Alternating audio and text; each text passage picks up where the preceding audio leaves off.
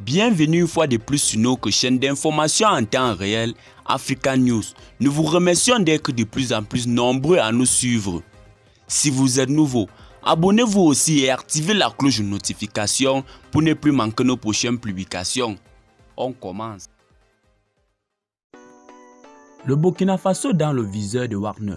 Le poids d'une délégation se mesure souvent à la composition de ses membres. Si l'on se fie à cette logique, celle envoyée par Paul-Henri Sandaogo Damiba à son homologue malien Assimi Goïta à Bamako le 22 avril était alors de la plus haute importance. Pour le représentant sur les bords du fleuve Niger, le lieutenant-colonel Paul-Henri Sandaogo Damiba, devenu président, avait mentionné 3 officiers. Le chef d'escadron, Serge Thierry, son directeur de cabinet, le lieutenant-colonel Yev Didier Bamouni, commandant des opérations du Théâtre national, et le lieutenant-colonel Daba Naon, commandant de la brigade nationale des sapeurs-pompiers. 3 figures de son premier cercle qui, depuis le punch qui leur a permis de prendre le pouvoir le 24 janvier, occupent une place centrale dans la conduite des affaires à Ouagadougou. Ce 22 avril, donc, les 3 officiers burkinabés sont en visite à Bamako.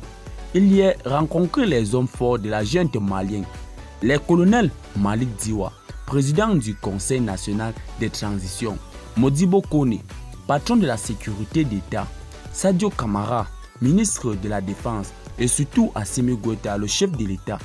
Objectif, parler de la coopération sécuritaire et militaire entre les 2 pays, assaillis par les groupes djihadistes qui vont et viennent chaque jour des 2 côtés de leurs 1200 km de frontières communes.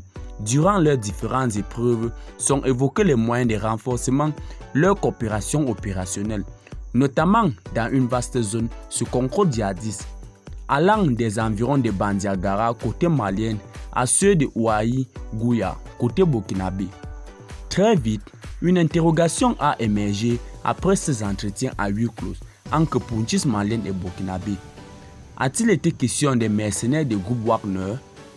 Et si tel est le cas, les militaires de Ouagadougou se sont-ils montrés intéressés par le recours à la société privée russe avec lesquels leurs homologues maliens coopèrent depuis fin 2021?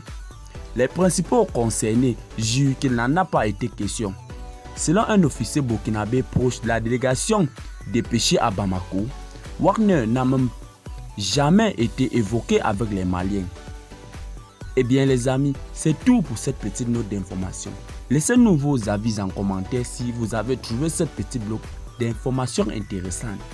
Abonnez-vous à la chaîne et activez la cloche de notification pour ne plus manquer nos prochaines vidéos. Bye bye.